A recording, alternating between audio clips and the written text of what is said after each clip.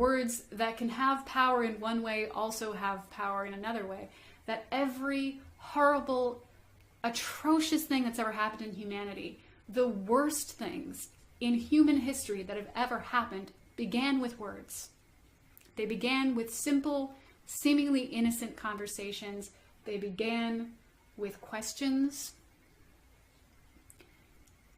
And those things were allowed to fester because no one stopped it. And here we come to your argument, or the crux of it at least. In a free speech society, bad ideas can be born. No one said, that's too far, right? There's this idea that, like, it's a sort of a childish, naive feeling of, like, everything should be okay. You can't censor people. You're not allowed to tell people things aren't okay. And it's like, some things really aren't okay. And here's where your argument falls flat. In a world of free speech, that does not mean that ideas can't be criticized. Fuck no. It means the exact opposite. All ideas should be criticized, regularly and often. I'll even agree that the very concept of free speech is acceptable for debate. There are no sacred cows. It's all there to be tested and forged stronger by the heat of rigorous opposition. And yes, sometimes that means that an idea that any particular individual considers bad can rise to the top. And here's something I love about human nature. When ideas become more popular, an antithesis will almost always appear, picking it apart and exposing the flaws. Where I'm seeing a lot of conflict is, like, people disagree on where the line is. Because generally, if you ask somebody who is very absolute in their ideas about free speech, like, nothing, no boundaries, you should be able to say whatever you want. And I'm like, is it okay for you to advocate for pedophilia in public spaces and, full view of children? I'd like to be able to say yes. And you want to know why? Because then we're challenging the norms. If someone were to openly advocate for pedophilia, then we could discuss how it's bad for the children involved, the legal ramifications of their advocacy, and public taste in regards to the subject matter. When Amos Yee brought up this very subject matter, even if it was only for a couple of weeks, we talked about it, weighed the science and emotions involved, and examined our own thoughts and beliefs. Is it okay for you to come to a college campus and advocate for, hurting animals? Killing dogs? Heh, you've never tried Korean barbecue before. Dog stew is definitely a recipe that has broadened my perspective on cooking.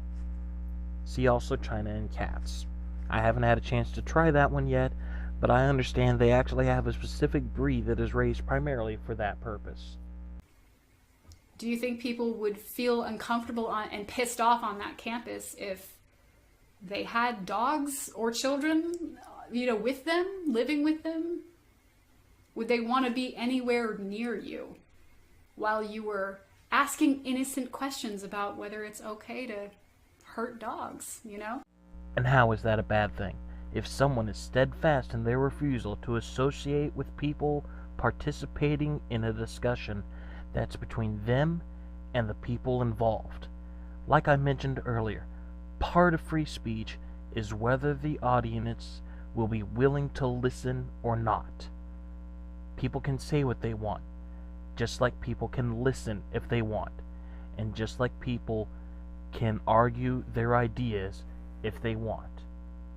And also, they can also not argue, not listen, and not speak.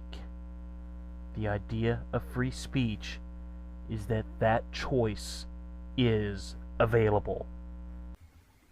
You have to see the consequences of it. Like, words may, the innocent questions, the words that seem like so innocuous, may seem a few steps removed from the action, right?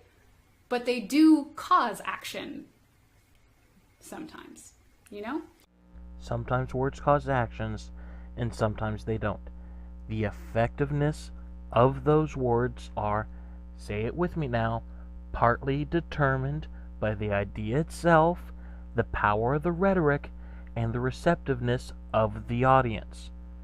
I don't want to overstep my bounds here, but if I didn't know any better, I'd swear that you were saying that a speech or discussion or lecture or whatever will always result in always producing the same result all the time, and I hope that's not what you're trying to imply.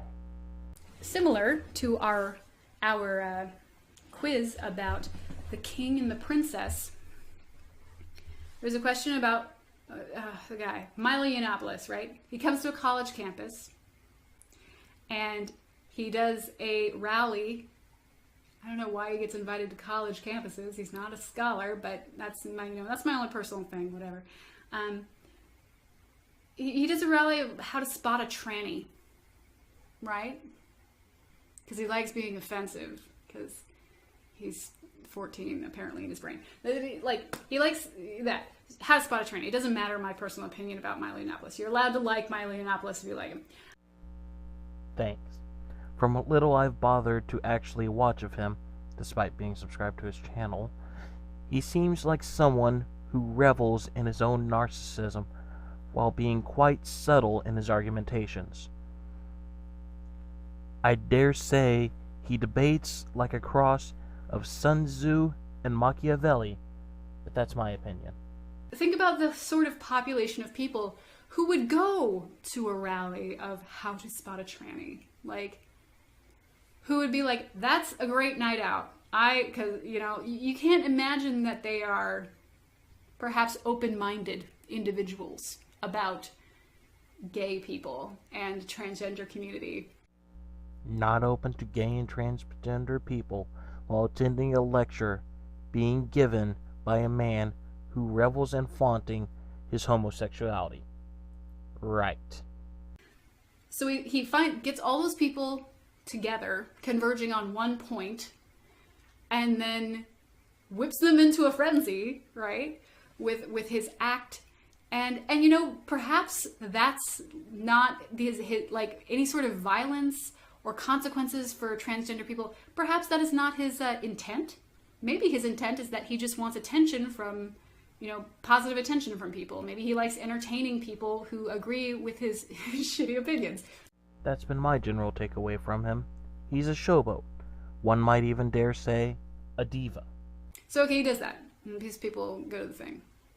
And then one of them goes out and beats the shit out of a transgender student on a campus, perhaps even killing them. Who is to blame? The person who committed the crime. Is it the transgender student who was just trying to go to fucking school? No, it was the person who committed the crime. Is it the person who beat him up? Yes, because they committed the crime. Or is it Milo Yiannopoulos for incensing him to do it? No, it was the person who committed the crime. For giving him cultural permission to do it. What? How? But a few of you might say it couldn't possibly be Milo Yiannopoulos' fault if someone gets hurt, even though he whipped these people into this frenzy. Whip the crowd into a frenzy. Setting aside that in your example, the subject of this talk was not, it's okay to beat up trans people and here's why. Are you saying that Milo Yiannopoulos incites crowds and normalizes the advocacy of violence so much that trans people are being assaulted as soon as the crowd leaves him? That if the same person had met anyone else from the same talk, they would not have met the same fate? Or is it that a fucked up person with a fucked up moral or two did a fucked up thing? The only way that this argument could hold water is if trans violence spiked whenever Milo gives a talk. well,